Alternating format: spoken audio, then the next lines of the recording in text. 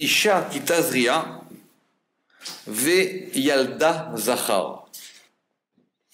Vetamea shivat yamim ki menida devota titma. Alors, donc, une femme, Isha, qui tazria. Alors, qui tazria, il y a deux manières de l'expliquer. En général, on traduit une femme qui va produire une semence. D'accord? Mais si on est précis dans la grammaire, ça veut dire qu'elle va provoquer la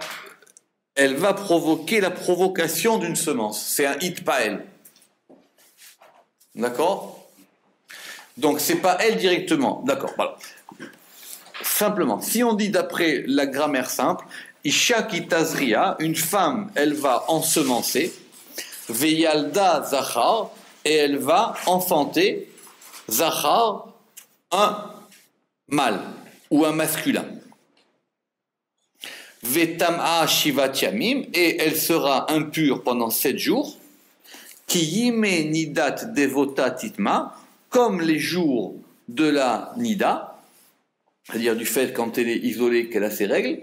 Devota, parce que effectivement, comme il va dire Rashi, parce que s'il y a eu un écoulement qui s'est provoqué d'elle, titma, et elle sera impure. Ou bayom hashimini yimol besa orlato, et le 8e jour, yimol, on fera la brit mila, enfin yimol, on retranchera, besa orlato, la chair de l'excroissance, c'est la brit mila. D'accord? C'est ici que ça apparaît dans la Torah. Enfin, il y avait déjà la Brit Mila à propos d'Abraham, mais c'est ici que ça apparaît la mitzvah de Brit Mila.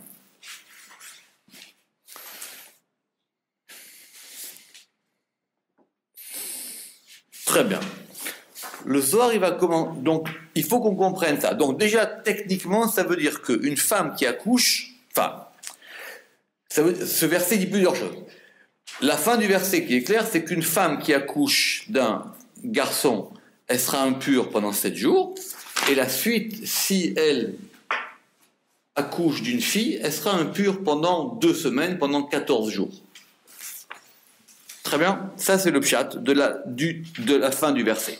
On voit le nekeva, parce que c'est l'enfant d'une femme. C'est marqué après. C'est marqué. Ve'im nekeva teled vetam'a shevu'aim kinidata. C'est le verset He. C'est le verset He, c'est la suite. D'accord? Et la première, elle doit, et si c'est un garçon, elle doit, après, elle a des jours d'impureté qui sont en plus, qui sont de 33 jours pour un garçon et qui sont de 66 jours pour une fille. D'accord? Et après ces jours-là, elle ira amener un korban au Beth Amikdash. Bon. C'est des choses, enfin, le pshat explique beaucoup ces histoires, pourquoi est-ce que c'est différent pour un garçon, pour une fille, etc. Et après, si elle a couché sans que ça provoque de flux, etc. Mais c'est pas ça l'histoire. L'histoire, c'est de comprendre, ça veut dire que pourquoi la Torah, elle a dit Isha ki tazria veyalda zachar. Alors que le Zohar, il va poser plusieurs questions là-dessus.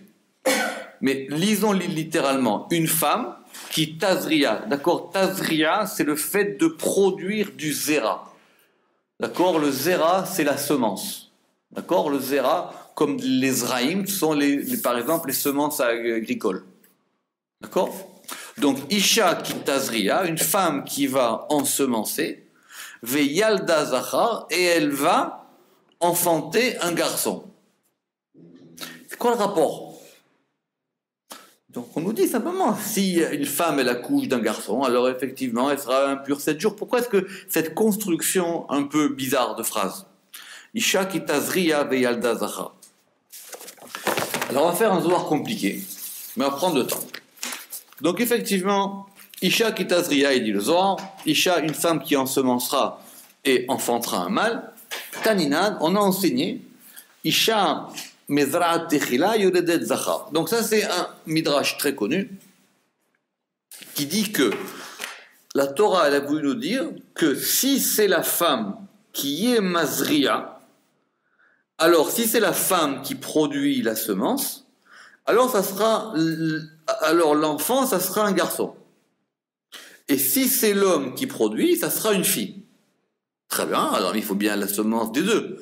Alors, si c'est une femme qui ensemence en premier, si c'est elle qui la première produit la semence, ça sera un garçon.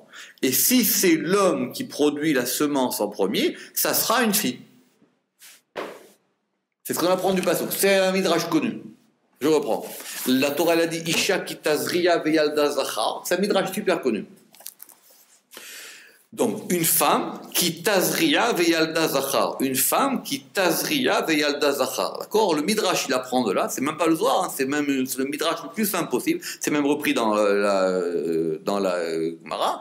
Si c'est elle, parce que la Torah elle a dit Isha qui tazriya, une femme qui ensemence. Mais l'homme aussi, hein, il ensemence. Donc, si c'est elle qui ensemence en premier. Si c'est elle qui ensemence en premier, alors la Torah elle a dit Veyalda zachar, et elle enfantera un garçon.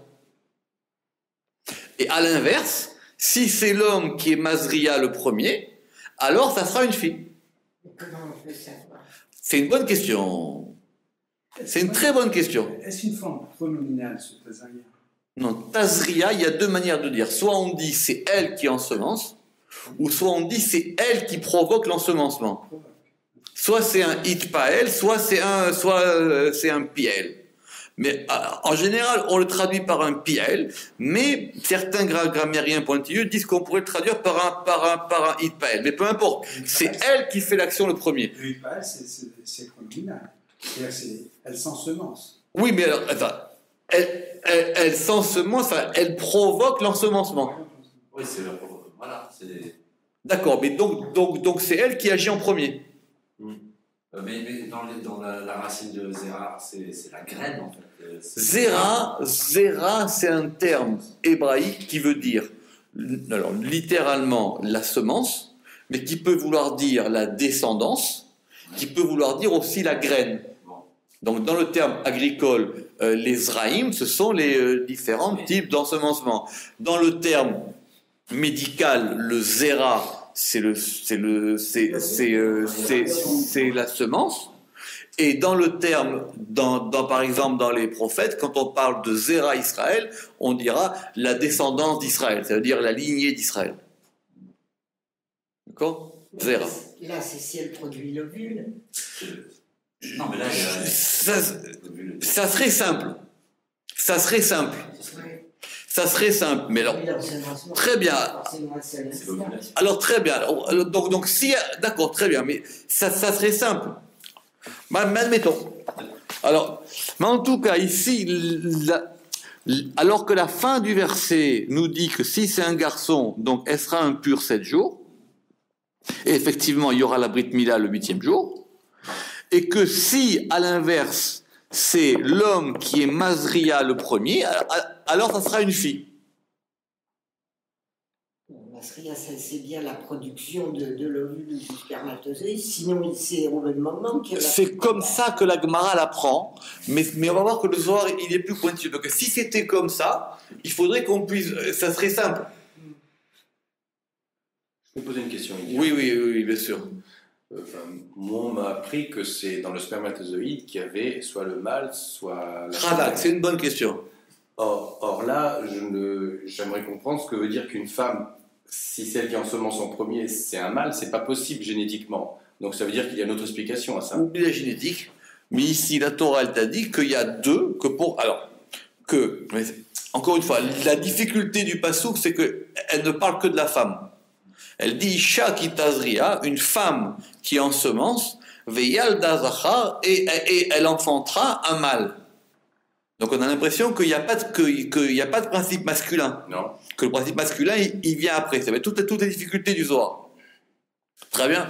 Le Midrash, c'est juste ça que le Zohar il a dit. Taninan, ça veut dire c'est ailleurs. On a enseigné dans d'autres sources, c'est très connu, qu'une femme qui ensemence en premier, ça va produire un mâle. C'est-à-dire que on a compris qu'il fallait deux. Il fallait un principe masculin et un principe féminin. Quand la Torah elle a dit Isha ki tazria, donc on a dit Isha ki tazria en premier. Si elle est Mazria, puisque c'est elle qui va produire le premier Zera, et qu'après il y aura forcément le zéra d'un homme. Le zéra d'un homme, il vient en second, ça va produire un mâle. Donc le masculin, c'est le produit d'un féminin qui l'emporte sur un masculin. Ça va être ça le problème. D'accord? De toutes les manières, moi je ne suis pas fort en génétique, mais de toutes les manières, pour pouvoir avoir un enfant, il faut qu'il y ait un principe masculin et un principe féminin, quoi qu'il arrive. Très bien. Il faut les deux. Très bien. Donc, déjà, on dit Isha Mazriat Techela Yodet Zachar. D'accord? Une femme qui enfante qui ensemence en premier, l'enfant, il sera un mâle. Ça, c'est la chose la plus connue. D'accord? C'est un midrash, c'est une Gemara dans Nida, etc., qui explique cette histoire-là. Comment ça marche, etc., on n'en sait rien. Le Zohar, tout de suite, il va amener une première objection là-dessus. Rabbi Acha Amar, Rabbi Acha, il a dit, ah, Taninan, mais il dit pourtant, on a enseigné, des Kucha Berechu, Gzar Alaitipa, que c'est le patron qui décide. Tu es en train de m'expliquer maintenant un principe mécanique. Que si c'est lui qui fait en premier, c'est une fille, et si c'est elle qui fait en premier, c'est un garçon. Mais c'est le patron qui décide maintenant. C'est lui qui décide. Donc voilà, ça serait une mécanique, on va dire peut-être biologico-thoraïque.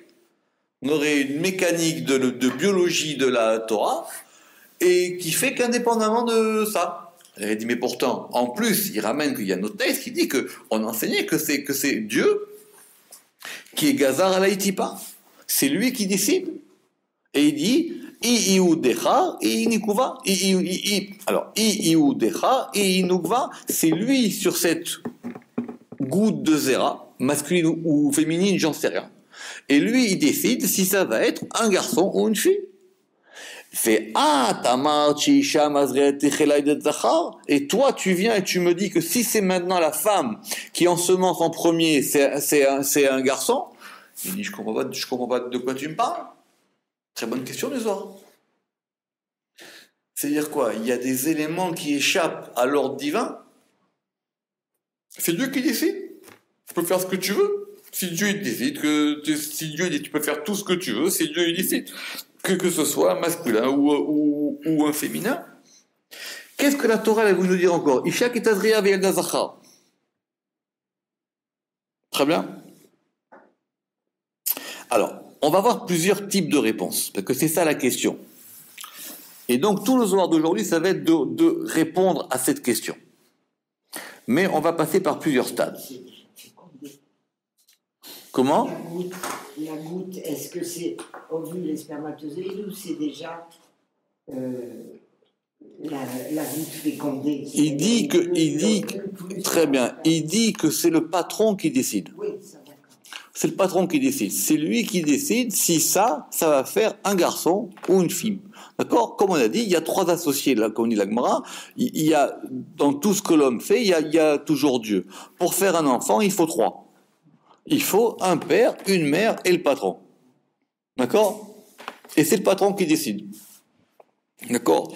Le Zohar, n'oubliez pas qu'il est tenant, et toute la Kabbale, du fait qu'il y a une Ashgacha pratique, c'est-à-dire que Dieu, il s'occupe de tous les détails des hommes.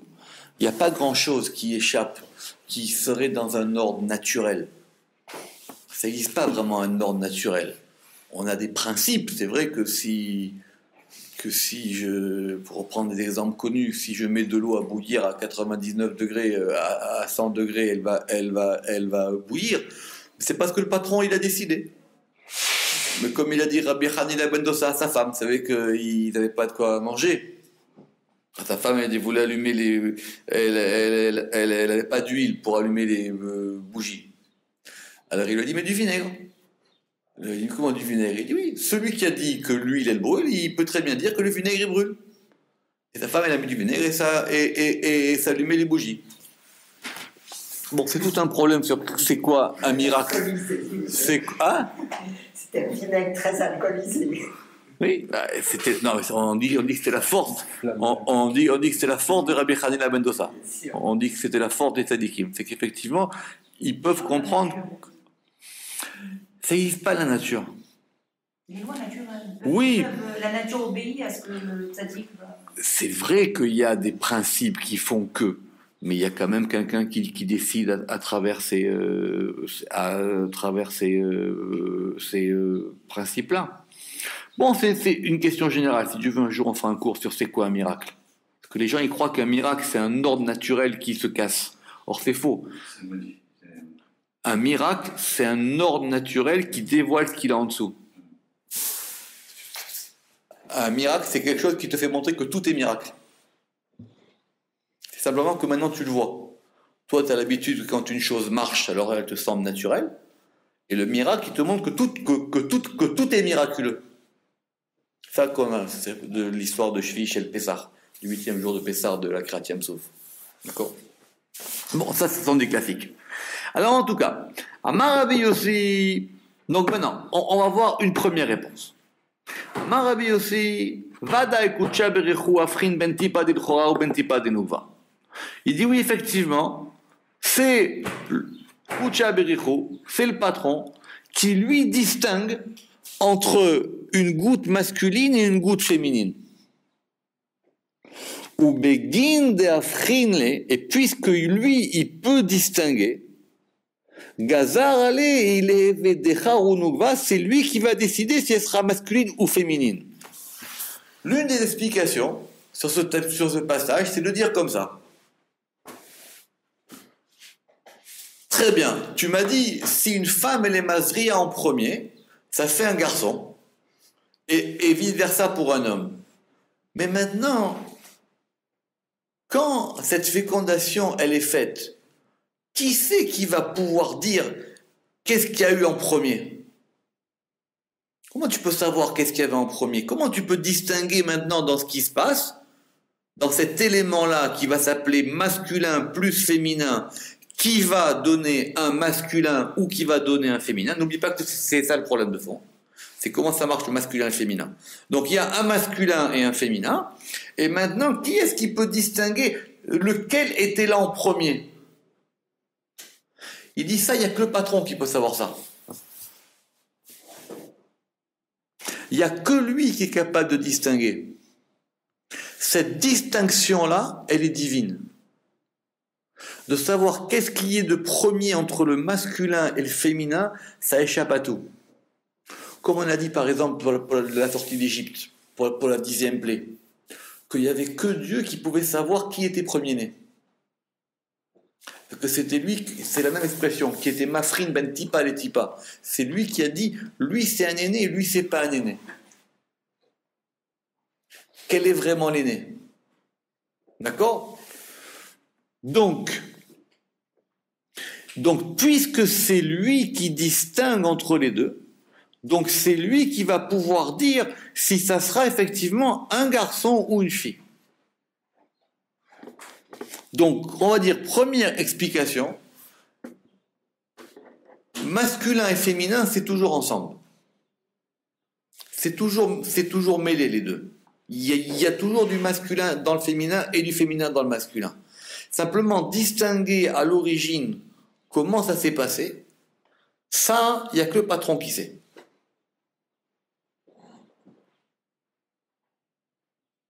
Notez cette première idée. D'accord?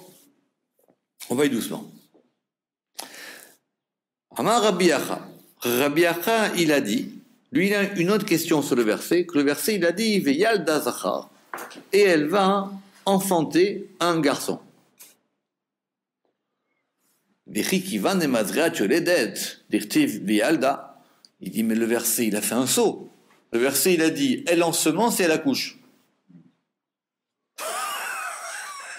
Dès le moment de l'ensemencement, la Torah tout de suite, elle a passé à l'accouchement. Est-ce que dès que le moment de l'ensemencement, elle va enfanter? Et là, le verset, il aurait dû dire Isha kitaha veyalda zachar, une femme qui sera enceinte et qui enfantera un enfant. Autrement dit, il pose une autre question. Il dit, mais il y a un autre élément qui s'appelle la gestation. Entre le moment où on met ensemble un principe masculin et féminin, et que ça va produire un élément qui va sortir à la fin, il y a bien un principe entre les deux qui s'appelle la gestation. C'est une très bonne question. On dit que toute la sortie d'Égypte, par exemple, après le Harizal, c'était que le peuple juif, il était en gestation. Il était en gestation dans le ventre de l'Égypte. Il était en gestation. La sortie d'Égypte, c'est la naissance. On est sorti. Donc il y a bien un élément qui s'appelle la gestation. Il y a bien un élément où les choses, elles vont se former. Le Harizal, il expliquera que la gestation, c'est le moment où il faut pour que l'embryon, il va avoir assez de capacité vitale pour pouvoir vivre tout seul. Simplement, on ne le voit pas parce qu'il est protégé par sa mère, et la mère, elle va aider ça. Il dit, c'est comme ça l'Égypte. C'est un endroit dans lequel ça nous a permis de nous développer. Nous, on a l'impression que c'était une galoute, et c'était vraiment une galoute, mais c'était quelque chose qui nous a permis de nous développer. Vous m'avez posé une question tout à l'heure, j'ai entendu. Ça veut dire que quelque part, ce qu'on voit, c'est vrai qu'on voit rien. D'accord? On voit rien, mais ça permet de prendre des forces, ça permet de se développer. Donc il dit apparemment ici, la Torah, elle a fait un saut. Elle a simplement vu de la Zriya au Zachar. Il y a aussi la fécondation. Non, La fécondation, puis la gestation. non, ça c'est marqué, non. Il nous manquait la gestation, nous. Ouais. Kitazria, ça veut dire qu'effectivement, encore une fois, dans le Tazria, nous on avait entendu Kitazria toute seule. On a dit non, c'est Kitazria en premier. Kitazria en premier, et elle va faire sortir un garçon ou une fille. Le Zohar, il dit, mais. Enfin, Rabbi Abba, il dit, mais il nous manque une étape. Il nous manque l'étape de la gestation. Cette étape, quand même, elle est importante. Il va répondre comme ça. Donc, elle a mais le verset aurait dû dire une femme qui sera enceinte et enfancera un mâle, ou qui ensemence et ce sera un mâle. Veillez Zachar, et on aurait parlé au futur.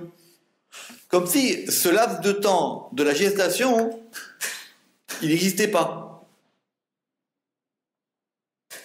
D'accord? Il n'existait pas ce laps de temps. Très bien? Mais avant, parce que là, vous avez l'impression qu'on parle de choses bêtes. Entre le moment où tu as un projet de la Zria et le moment où le projet il va sortir, qu'est-ce qui se passe dans la gestation? Qu'est-ce qui se passe dans la gestation? Réponds-moi à la question. Le projet mûri. Très bien. Mais est-ce qu'il y a plus de force dans la gestation que dans la Zria? Oui, oui, bien sûr. Ah bon? Plus de Il y a plus d'acteurs. Est-ce qu'il y a plus de force? de force. Non, tout le potentiel est à Bien sûr. C'est toute la force de la Zria qui va après se développer. Comment ça, la causalité? Non, ça va simplement développer des éléments qui étaient... Ça va Les développer... manifestations sont ensemencement, c'est ça que je veux dire. Il n'y a pas de gestation. Oui, mais cette gestation... Bien. Abraham, il avait une question à Dieu, d'accord? Et il a dit, Bameeda qui a richena. Il avait posé une question à Dieu, et il lui a dit, comment je vais savoir que je vais hériter de cette terre? D'accord? Dieu, il lui a dit, tu poses cette question. Il y en a qui disent c'est une faute, il y en a qui n'aurait pas dû la poser. Bref, il a posé cette question. Dieu, il lui a dit, vous serez étranger dans une terre étrangère. Et à la fin, ça sortira. Et vous sortirez d'Égypte, et vous... Enfin, d'Égypte, il n'y a pas marqué l'Égypte là-bas, mais il y a marqué étranger dans une terre étrangère, et à la fin, vous irez vers la terre que je t'ai promise. Donc, il a tout dit. Maintenant, nous, on fait tout le processus, et il faut que les frères, ils se disputent, et Yosef, et il part, et Yehuda, et Shimon, et il lui vole la coupe, etc., etc., et puis qu'à la fin, on sorte d'Égypte. Qu'est-ce qui se passe dans ce processus-là de ce qu'on va appeler ici la aura? Aura, c'est ce qui a donné ar. Une montagne, c'est le processus de la gestation, c'est qu'elle est grosse, d'accord? Donc, il dit, mais il nous manque cet élément-là. D'accord? Comme si finalement, c'était tout se passé dans la Zriya. Ishakita Zriya veyal dazacha. C'est tout. Il y a une Zriya, et à la fin, ça fait un garçon. Il y a aussi un problème de quantité, quand même. Aussi bien en Égypte, pendant cette gestation du corps, Oui. que dans le ventre de la mère, il y a quand même un problème de quantité. Quantité quoi? D'une goutte, ça devient un bébé qui fait 3-4 kilos. Ouais. Et comme ils étaient quand ils sont arrivés en Égypte avec Joseph. Ouais. Les frères de Joseph étaient combien? Je me souviens, 70. Oui, 70, et après ils sont dit 600 000. Voilà. Ok, très bien. Donc il y a eu quand même un phénomène de croissance, de puissance. Mais est-ce que dans cette... Oui, vas-y. Ce qui veut dire que peut-être, pour avoir cette naissance à la fin, il fallait quand même qu'il y ait une notion de quantité. C'est des conditions. Pour que le peuple soit peuple, peut-être il fallait pas que 70, il fallait 400 000. Et pour qu'un enfant puisse vivre, il fallait pas qu'il soit qu'un gramme, il fallait qu'il soit 3 kilos. Peut-être, je pose la question. Aucun rapport. Aucun rapport. D'accord. Aucun rapport. La preuve. Qu'est-ce qui se passe durant la gestation? Non. Parce qu'il a parlé de Hora et d'Aha. La montagne, c'est une croissance aussi, c'est grand. À l'origine. La preuve, c'est que quand ils vont faire des bêtises avec le veau d'or, Dieu il va dire à Moshe, c'est pas grave, je me débarrasse d'eux et on reste toi et moi, et je reconstruis tout avec toi. Il lui a dit, mais faut dans la Torah. D'accord? À l'origine, c'est une causalité active, une causalité efficiente. Après, c'est des conditions favorables. Oui, mais il n'y a pas plus de force dans la Hora que dans la Zriya. Non, oui, bien sûr. C'est avec le potentiel de la force du départ que le reste se place. D'accord? D'ailleurs, c'est ce qu'on dit, c'est-à-dire que tout le patrimoine existe dès la fécondation, c'est-à-dire dès la fécondation. Très bien. Tout de suite, tout le patrimoine génétique est là. Après, d'accord. ça n'est qu'une. Très très bien. Ok, alors maintenant. C'est vrai aussi. Très bien. Alors maintenant, très bien. C'est comme une graine peut donner un arbre alors que la graine est petite. D'accord. On va aller doucement. Mais j'ai une métaphore que je donne d'habitude une fois par an, parce qu'il s'appelle la cabale pour les nuls. D'accord?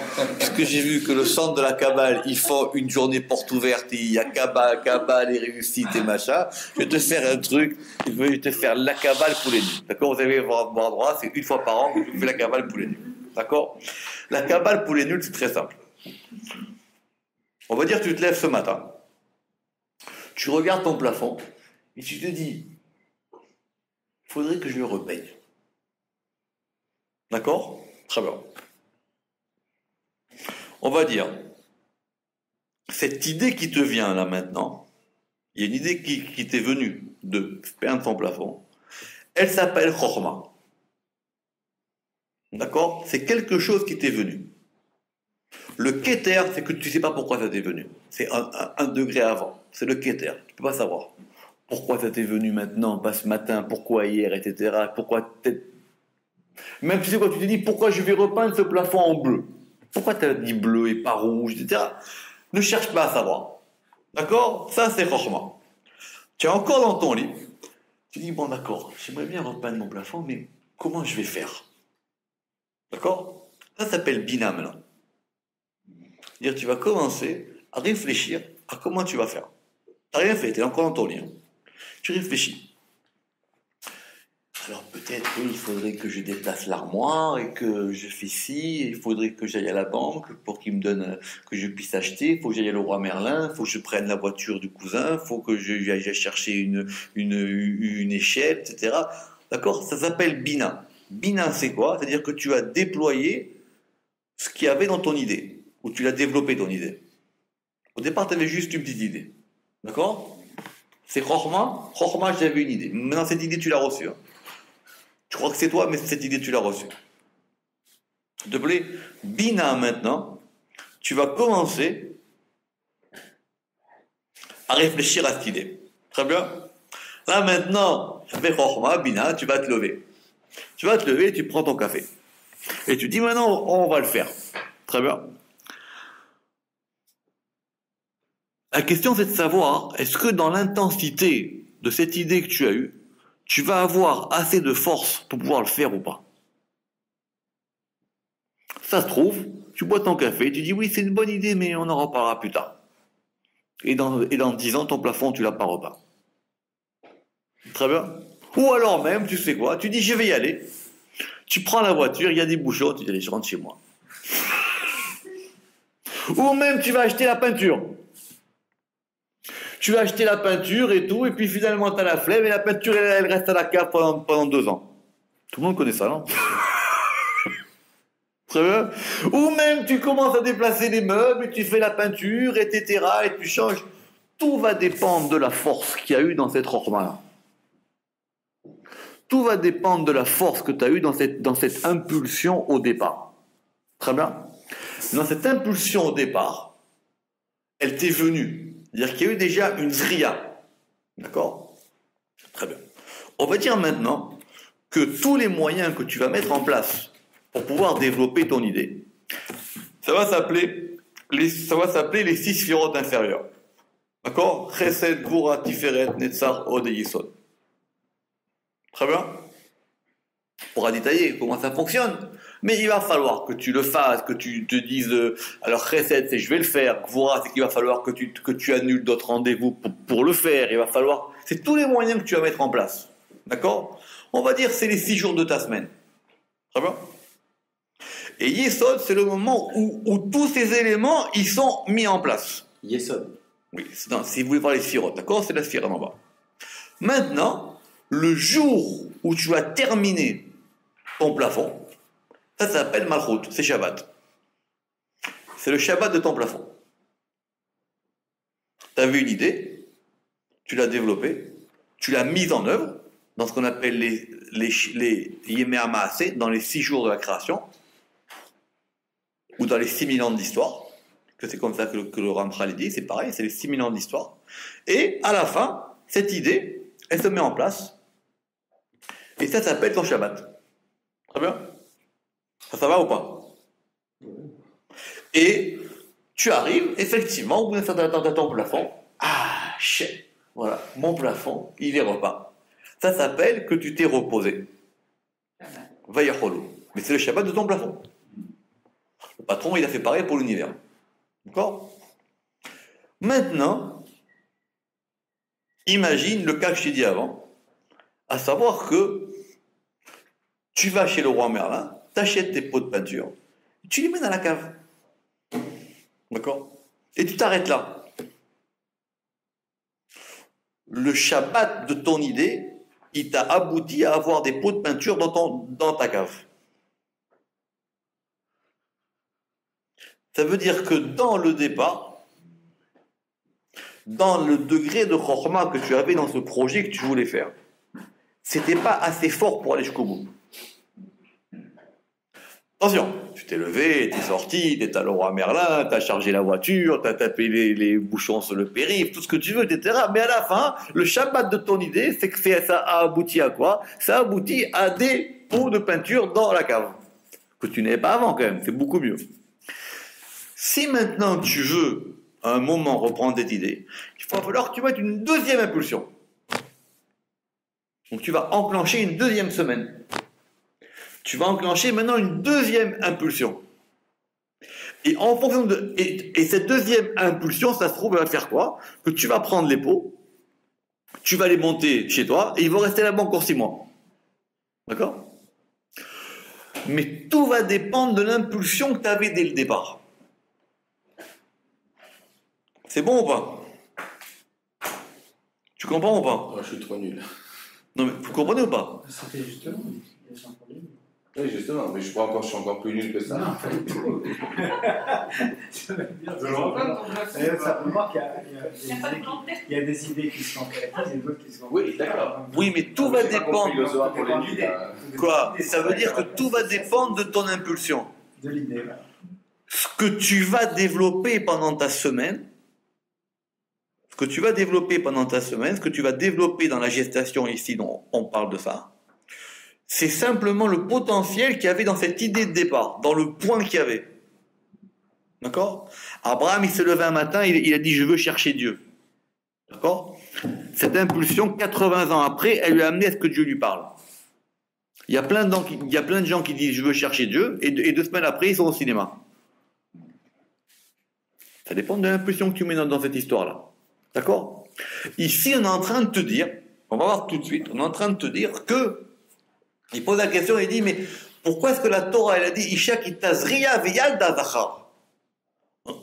Tu comprends? Elle a seulement dit que tazriya, donc il a eu une semence, et ça a enfanté un principe masculin. Il dit, mais il y a la aura quand même. Pourquoi on n'a pas parlé de la aura? C'est ça la question.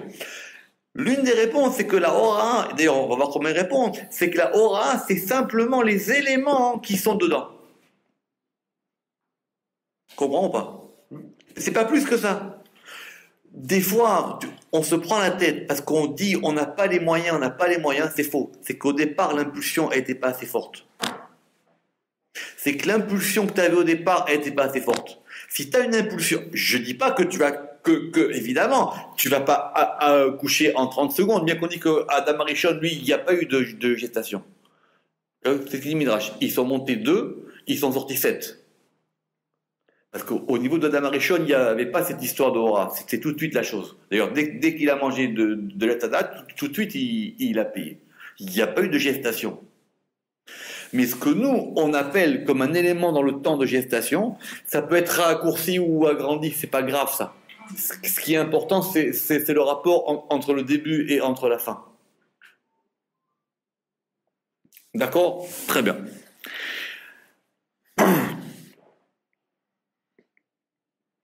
Donc, Amar Rabbi Yossi Itita. Et donc Rabbi Yossi, il a dit, c'est simple, on va répondre comme ça, mais vous allez voir où je vais en venir. Une femme, miyoma d'idbarat adioma de yeldet letla bepuma ela yildu dila ile bezachar. Ça veut dire, dès le moment où une femme, elle est enceinte, tout de suite, elle voit le but. Tout de suite, elle va dire, est-ce que je vais avoir un garçon ou est-ce que je vais avoir une fille? C'est un projet. Déjà, c'est un projet. La Torah, elle t'a pas donné une succession logique d'événements. Elle t'a expliqué le projet. C'est comme ça qu'il lui répond. De toute façon, il y a une chance sur 2 qu'elle se prend. Non, mais c'est que simplement ce principe-là de féminin, de femme, ou de malchoute ici, il est directement visé, il vise le projet. Il vise le projet, peu importe, mais il vise le but. Il vise pas la succession logique. On passe de la chorma à la malchoute. Oui. Sans passer par la bina. Doucement. Parce qu'ici, le fait que toi, tu sois récepteur du projet, c'est par rapport à ce que tu veux. Quand Dieu, il lui a dit à Abraham, vous serez là-bas, d'accord? Ça aurait pu durer 30 secondes. Ça aurait pu se passer de milliards de choses différemment. Après, c'est toi qui décides ça. C'est toi qui décides combien de temps ça va mettre ou comment ça va se passer. C'est lui mon invite. Oui. C'est comme dit le Zohar. Le Zohar, il dit, mais par exemple, il n'a pas dit à Abraham qu'ils iraient en Égypte. Il aurait dit, oui, c'est vrai. Ça aurait pu se passer n'importe où. Ça aurait pu se passer n'importe où. Quand même, entre Abraham et la sortie d'Égypte, Dieu est intervenu plusieurs fois. Donc le libre arbitre dont tu parles n'était pas simplement donné aux hommes, puisque Dieu est intervenu à différentes reprises dans l'histoire. D'accord. Eh ben, mais quand tu vas prendre ta voiture pour aller à Leroy Merlin, tu vas chercher une place. Ouais. Tu vas dire, Dieu, trouve-moi une place. Quand tu vas aller voir ton banquier pour qu'il te prête de l'argent pour pouvoir mettre l'échafaudage pour peindre ton plafond, tu vas dire, allez, soyez sympa. J'ai pas de problème avec ça. Mais c'est pareil. Je parle du point du libre arbitre. Mais c'est pareil. C'est-à-dire, qu'est-ce qui fait le temps C'est la même chose. C'est la même chose. C'est-à-dire que toutes les étapes qui vont être mises en place, ces étapes qui vont être mises en place, elles dépendent de ce qui s'est passé au début. Après, effectivement, c'est ce qu'on appelle les ramifications. Toutes les ramifications, ce qu'on avait vu dans le Zohar sur les Toladot, toutes ces ramifications-là, évidemment que c'est compliqué. Et ça dure 400 ans quand même, on va dire. Oui, c'est compliqué. Et puis, et mon plafond, et je vais quand même à la Leroy Merlin, et j'ai la bonne couleur, et je prends l'élément, et je monte, et je descends, etc., pour tout projet que tu as dans la vie. C'est long, c'est compliqué. Mais ça va dépendre de cette force qu'il y a eu dès le départ. Et cette force-là, elle est cachée. D'accord? C'est pour ça qu'il n'y a que Dieu qui peut distinguer maintenant dans ce projet qu'est-ce qu'il y avait. Si vous avez compris cette introduction, vous allez comprendre la suite logique du Zohar. Isha Kitazriya, donc on reprend le même verset. Et on va reprendre ça depuis le début. Rabbi Chizkiya Patach, Ma Rabu Ma Secha Hashem Kulam Bechochma Sita Malha Aretz Kinyanecha. Donc le Zohar, il a compris que pour comprendre ce projet, cette idée, il fallait revenir au début de tout. Il fallait revenir à la création du monde. Il faut revenir à l'élément de base. Or ça, c'est un verset que David Ameler, il a dit. Et il faut faire attention de le traduire dans l'ordre des mots. Qu'est-ce qu'il a dit David Ameler? Il a dit « Marabu ma'asecha Hashem » Combien elles sont nombreuses tes actions Hashem. Kulam bechorma asita, toutes dans la chorma, tu les as faites. Malha haaretz kinyanecha, la terre, elle est pleine de kinyanecha, de ton acquis ou de ce que tu as, de ce que tu as acheté. C'est ça le kinyan. Très bien. Quel rapport? C'est ça qu'on va voir maintenant. Quel rapport? Voilà maintenant le sol de cette affaire.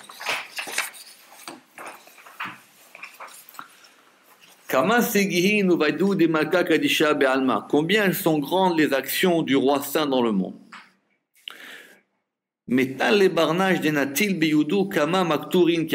Ça ressemble à un homme qui a pris dans sa main plusieurs graines ensemble.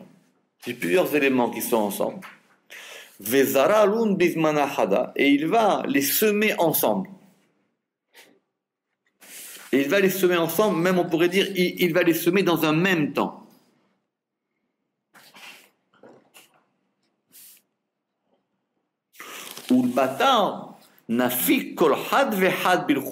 Et après, ensuite, chacune, elle sort séparément. Ça, c'est l'histoire. Kulam bechorma asita, dans ce degré de chorma, j'ai tout mis. C'est ça qu'il dit David Ameler. Marabu ma'asecha Hashem. Je vois dans le monde beaucoup de choses. Je vois beaucoup d'éléments. Marabu ma'asecha. Tes actions, elles sont grandes. Mais kulam bechorma. Tout, c'était la chorma. Kulam. C'est qu'en plus, kulam, en hébreu, ça peut même être un masculin. Un singulier. D'accord? Kulam. J'ai tout mis, kulam, dans la chorma. Donc c'est comme si le patron, il a plusieurs graines, il dit c'est comme un homme, il a plusieurs graines, toutes ces graines maintenant il les a ensemble, il va les jeter, et après elles vont germer. Le processus de germination, David Ameler, il a compris que c'était pas ça l'important. Ce qui était important, c'était de savoir qu'effectivement d'où ça provenait et qu'est-ce que ça allait faire. Je lisais cet après-midi un texte de Benny Lévy. Il disait que la première des choses pour un juif, par exemple, c'était d'être étranger à la rationalité simple. Nous, on voit par exemple dans l'histoire. On dit il y a des logiques. Des logiques économiques, sociologiques, politiques, tout ce que tu veux, des logiques. Si tu comprends que tout ça, c'est rien, qu'il y a un ordre derrière qui régit tout ça, qui c'est qui peut dire? Un, il était en haut, le lendemain, il est en bas. Quelle logique il y a dans cette affaire? Quelle logique? Comme il a dit Daniel à Nebuchadnezzar, il lui dit, mais toi, tu es un grand roi, mais tu es un colosse au pied d'argile. C'est le patron qui décide. Tous ces éléments-là, ils sont rien. Il faut à un moment avoir le sentiment qu'il y a quelque chose d'autre qui régit ça. David Amelech, il a dit Kulam bechorma asita. Tout ça, ça dépend d'un degré qui s'appelle chorma. Pas seulement David Amelech, il a dit combien le monde est beau, etc. Sinon, il s'appelait Florent Pagny. C'est David Amelech. Il a dit Kulam bechorma asita. D'ailleurs, ce verset, on va le travailler. Il a dit mais je vois beaucoup de choses, mais je vois que tout ça dépend d'un degré de chorma. Car et donc Dieu, il fait toutes ses actions bechorma, même on pourrait traduire dans la chorma, dans la sagesse. Ou bechorma natil kula kehada vezaralun, et avec la chorma, il les prend toutes ensemble et il les sème. Et après, chacune, elle sort en son temps. Et c'est ainsi qu'il est écrit Kulam bechorma asita. D'accord? Et ensuite, toutes tu les as faites. C'est la chorma, ce qu'on appelle la sagesse en français mal traduit, c'est être capable de remonter au niveau de connaissance qui est la source des choses. Chaque fois que tu te trompes, c'est que tu n'es pas dans la chorma. La chorma, c'est être capable de remonter comme on a voulu dire ici, dans le moment de la zriya, dans le moment de l'ensemencement. Parce que la vérité originelle. Non, c'est pas la vérité. La vérité, c'est plus bas encore. La vérité, c'est différent, si tu veux. C'est l'intention primordiale. J'aime pas ce mot, mais on va dire que la chorma, c'est ça. C'est être capable, quand on dit qu'un homme, il est racham, quand on dit, ça veut dire qu'il voit les choses. Il voit d'où ça vient. Il voit d'où ça provient. Après, ça met du temps, comme il dit, effectivement, les graines, elles vont pousser, machin, la grossesse. Mais il dit, la Torah, elle t'a pas parlé de la grossesse. La Torah, elle t'a parlé du projet. Le degré de chorma, qui est une fiera très, très compliquée à comprendre, chorma. La chorma, comme il dit le Ramak, c'est que la personne, elle comprend les principes des choses. Même des fois, elle ne sait même pas comment la chose, elle va se déployer. Donc c'est à la fois la source et le but. Oui, d'une part. Simplement, il y a une grande distinction entre la source et le but. L'anticipation. Une force. Oui, alors, mais toute la force, elle est à Horba. Maintenant, après, ce but-là, combien de temps ça va prendre, on ne sait pas. Ou même comment ça va se faire, j'en sais rien. Peut-être ça passera à droite, peut-être ça passera à gauche.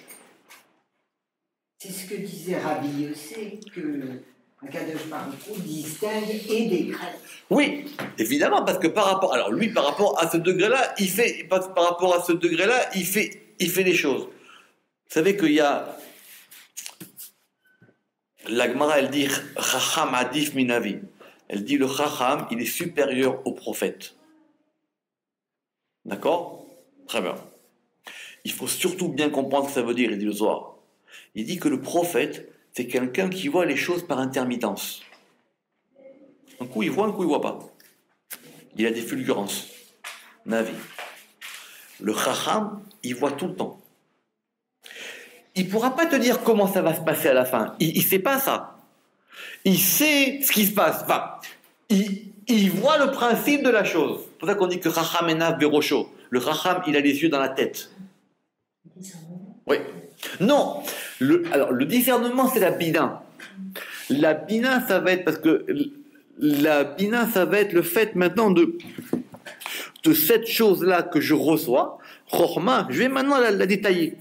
Comme je vous ai dit, j'ai eu cette idée, je veux repeindre le plafond. La bina, comment je vais faire? Il faut que je fasse ci, ça. Donc je vais commencer maintenant à distinguer les choses, à couper. La chorma, c'est un degré de compréhension unitaire. La bina, c'est un degré de compréhension dans lequel on va pouvoir maintenant permettre à la chose de se développer. Bina, c'est la mer. Donc c'est comme cette mère-là qui a un embryon en elle, et cet embryon, oui bien sûr, et cet embryon en elle, elle va maintenant permettre à ce qu'il se développe. Et au départ, on a un zera, mais après, on va avoir des oreilles, une bouche, et des dents, et des pieds, des ongles, et tout ça. Mais au départ, c'était quoi? C'était une goutte de zera. C'était ça, effectivement, ce degré de chorma. C'est ça que David Amelech, il a compris. Très bien, on continue. Amar Rabbi Abba, Marabu Masicha Hashem, Kama Sigi, Ninu Nuvdaou de Malka Kadisha, combien est-ce qu'elles sont grandes les actions du roi saint? Vekulu Setimin Bechorma, et elles sont toutes enfouies dans la chorma. Adaou Dirtiv, Kulam Bechorma Asita. A priori, on se dit qu'il dit la même chose. Simplement, ici, il a rajouté que tout ça, c'est enfoui dans Chorma. C'est-à-dire que dans ce degré de Chorma, c'est complètement caché. Kuleu bechorma kalilan. Et toutes, elles sont totalisées ou dans la sagesse. Velanafki leba, mais elles ne sortent à l'extérieur. Et là, bejvi'in yedi'an legabe bina, que par des sentiers connus par rapport à la bina. Ça veut dire quoi? Le verset, il a dit Marabu Maasecha Hashem. Combien est-ce qu'elles sont grandes tes actions? Kulam Bechorma Asita. Donc le premier, il a lu Kulam, toutes, Bechorma, dans la sagesse, Asita, tu les as faites. Le deuxième, il a dit non. Kulam Bechorma. Toutes elles sont Bechorma. Asita, après tu as fait. Ah ouais, c'est une autre lecture. Ça veut dire que maintenant, ce degré de Asita, c'est le degré de Bina. C'est le degré qui va maintenant commencer à faire les choses.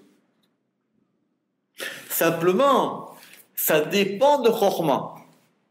Kulam Bechorma Asita. Au départ, on avait dit Kulam Bechorma Asita. Il dit Kulam Bechorma Asita. Très bien.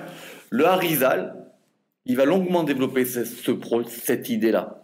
Ça veut dire qu'il y a un principe qui s'appelle Chorma, qui a en lui tout. Ce principe de Chorma, il va se mettre à l'intérieur de Bina, et c'est Bina qui maintenant va faire sortir la chose. C'est elle Asita. Donc, quelle que soit ta lecture du verset, c'est toujours Kulam Bechorma Asita, même si tu mets une virgule. Kulam Bechorma Asita. D'accord? Donc c'est Chorma qui décide. Très bien. Simplement, c'est que de ce degré de Chorma va sortir un élément qui sort. Ça veut dire qu'il y a un principe masculin. Comme ça, il dit le Harizal ce soir. Une grande explication du Harizal ce soir. Il dit qu'il y a un principe masculin et il y a un principe féminin. On va dire que Chorma c'est le père et Bina c'est la mère. Chorma, il est à l'intérieur de la mère et c'est la mère qui fait sortir la chose. Mais sans la force du père, la mère elle fait rien sortir. Une force active dans l'Orma. Tout à fait. C'est pour ça il dit qu'on dit Baruch She'amar, Baruch Omer Ve'ose et qu'on dit pas Baruch Omer ve Baruch Ose. Ah ouais. Comme ça il dit le Harizal. Quand on fait dans la prière, on dit Baruch She'amar, Baruch, et il y a marqué Baruch Omer Ve'ose. Alors il dit qu'on aurait dû dire Baruch Omer, Baruch Ose. Béni soit qui dit et qui fait. Il dit on aurait dû dire béni celui qui dit, béni celui qui fait, puis à chaque fois on va dire Baruch. Il dit que c'est effectivement cette force-là, c'est la force de Baruch Ve'omer qui fait Ose. Baruch Omer Ve'ose. Donc maintenant, on va dire que ce degré de Chorma, il est masculin, c'est lui le père. Ce degré de Bina, il est féminin. Maintenant, c'est le père qui donne une force à l'intérieur. Et cette force à l'intérieur, elle va faire sortir une chose et elle fait sortir un élément. Donc du coup, on comprend comment cet élément-là, il fait sortir un Zachar. Ou il peut faire sortir un Nekeva. Ça va dépendre de ce qui s'est passé maintenant dans cet élément entre Chorma et Bina. Mais la Torah, elle a dit Isha qui tazria. Donc c'est ça l'aspect visible de la chose. Donc David Amelech il a dit Marabu Maasecha Hashem, combien elles sont grandes tes actions Hashem. Donc de ce que je vois en bas. Kulam, toutes. Il y a un degré qui est Kulam, qui est dans Chorma. Asita, et de ça va sortir une action. Mais cette action, elle dépend de Chorma. Mais même ce degré féminin, il dépend d'un degré masculin. Le Zohar, il dira donc, il n'y a pas de masculin sans féminin, ni de féminin sans masculin. Le premier homme, il était créé dos à dos. Il était masculin et féminin. Simplement, il a dit, je suis seul. Enfin, la Torah, elle a dit, l'otov et yotoda adaleod. Le Zohar, il dit, il n'était pas seul. Simplement, son degré féminin était derrière, il ne le voyait pas. Le premier homme, il était masculin et féminin, dos à dos. Et après, Dieu, il a dit, l'otov et yotoda meodo. Il n'est pas bon que l'homme soit seul. Et donc, on va lui faire, Ezer Kenegdo, on va lui faire, comme dit Rashi, une aide contre lui. D'accord? Ezer Kenegdo. Le Zohar, il dit, mais t'es pas seul? Il dit, oui, mais simplement, son degré masculin était derrière, il ne le voyait pas. Il n'était pas capable de le voir, son degré féminin. Il ne se voyait pas les deux. D'où la parabole du fait qu'il se soit sorti du corps de... Et donc après, on a séparé les deux degrés pour pouvoir faire un masculin et un féminin, mais qui maintenant peuvent soit se voir ou peuvent du tout ne plus se voir. Parce que des fois, au moins, ils étaient collés. D'accord? Très très bien. Alors maintenant, si c'est clair là, ce Zohar il va couler un peu plus facilement. Mais sinon, on ne comprenait pas le rapport qu'il y avait entre Isha Kitazria et Kula Bechorma Sita. D'accord? Sinon, on était perdu. Alors, Kuleu Bechorma Kalilan de la Bina. Donc maintenant, tout cela ne sort que par des sentiers qui vont vers Bina. C'est compliqué parce qu'un jour, on verra la différence qu'il y a entre les Sha'arei Bina, entre les Netivot Chorma, parce qu'on va rembourser autre chose. Ou Mitamanitavidu Kulan. Et donc après, et de là, tout est fait, et tout est arrangé, et Adaodirtiv, comme il est écrit, Bechorma Ibanebaït, j'ai pas cité tout le verset, que c'est par la sagesse que se construit la maison, et c'est par l'intelligence qu'elle se consolide, et c'est par Bina. Donc c'est Bina qui fait la construction, et c'est Bina, c'est Chorma et c'est Bina qui va organiser la maison. Donc Bina, c'est la femme ici. Ve'alda kulam bechorma sita, et c'est pour ça, et donc c'est pour ça qu'il est écrit Ve'alda kulam bechorma sita, toutes dans la sagesse tu les as faites, bebina avec Bina. D'accord. Alors maintenant la fin du verset. Malhaaretz, donc maintenant la terre elle est remplie. C'est quoi la terre elle est remplie? Il dit arrête d'acte d'Israël. La terre c'est la Malchut, c'est-à-dire l'assemblée d'Israël. C'est-à-dire c'est elle qui reçoit tout. Ou des mitaman itmalia mikula, parce que c'est de là qu'elle est remplie de tout. C'est très simple, c'est-à-dire de savoir maintenant que d'après le Zohar, Israël c'est un degré où tu t'unis directement à la source de la chose. Que on ne sait pas que... Parce que nous, on est trop gâtés. Mais on ne sait pas tous ceux qui cherchent et qui ne trouvent pas. On ne sait pas ce que c'est que de se perdre. C'est ça qu'il disait Benny Lévy, cet après-midi. Il y a des gens, ils cherchent dans des trucs, dans leur vie. Et ils se perdent. Et ils sont face à des murs. Comment tu fais après pour retrouver? Il dit que la Knesset d'Israël ici, c'est de ce degré-là qu'elle est remplie. Parce qu'elle se lie à ce degré-là, qui est ce degré... Alors ici, on va l'appeler Chorma si tu veux, mais ce degré de Chorma, c'est que tu sais que tout provient de là. Tu sais d'où ça vient.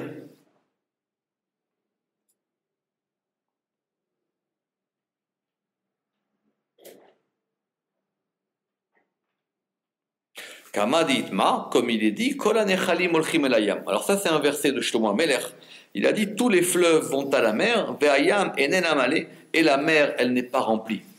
Parce que si la mer M-E-R-E c'est la Bina, la mer M-E-R c'est la Malchut. C'est-à-dire le degré d'en bas. Ça veut dire que maintenant, cette mer qui est en bas, la Malchut, elle reçoit de ce degré en haut qui s'appelle Chorma. Et ce degré, c'est ça qui lui donne. Simplement, comme dit le Zohar, les gens, ils ne savent pas. Les gens, ils se trompent. Les gens, c'est là devant eux, mais ils ne voient pas. Ils ne veulent pas voir, ils se trompent. Ils vont ailleurs. Ou même pire, ils ne veulent pas écouter. Ils ne veulent pas voir d'où ça provient, ce degré. Et ça donne toujours à la mer. Et la mer, elle n'est pas comprise. Le Zohar, il dit que la plupart des gens, ils croient que quand on lit les livres de Shlomo HaMelech, Michelet, Kohelet, etc., on a l'impression que ça ne veut rien dire. Ça veut dire quoi? Shlomo HaMelech, l'homme le plus sage de tous les temps, il a dit tous les fleuves vont à la mer. Ça veut dire quoi? Le Zohar, il dit d'abord, celui qui dit ça, il faut qu'il se lave la bouche. Parce que Shlomo HaMelech, c'est le plus racham qu'on a jamais eu. Et donc, chaque chose de Shlomo HaMelech, nous, on a l'impression que ce sont des... Comment on dit en français? Des... Non, oui, ou des je sais pas ce que vous voulez, ou des tautologies, ou de ce que vous voulez, etc. Le Zohar, les évidences, le Zohar dit dans chaque parole de Shlomo HaMelech, il y a des secrets qu'on ne pourra jamais comprendre. Donc il a dit tous les fleuves vont à la mer, vers Hayam et Nenomale. C'est-à-dire qu'il a dit que ce degré qui s'appelle la mer, qui s'appelle Malchut, il reçoit. Donc tous les Nechalim, c'est-à-dire que tout converge vers cet élément-là. C'est ça les fleuves, parce que les autres, c'est pas des fleuves. Les autres sont des rivières asséchées qu'ils essayent d'accord. Et la mer, elle est jamais remplie par ça. Pourquoi? Parce qu'il y a toujours plus dans le projet que dans la réalisation. Mais la mer, elle n'est pas ça. Peut-être le Shabbat de la fin des temps, ça sera ça. Mais dans ton Shabbat à toi, tu n'as toujours pas autant que ce que tu avais voulu dans ce que tu as voulu mettre comme impulsion dans ta semaine. Simplement, on sait que ce degré-là, il vient de là. Ma bracha, elle ne vient pas de la semaine. Ma bracha, elle vient du degré qui a donné la force à la semaine.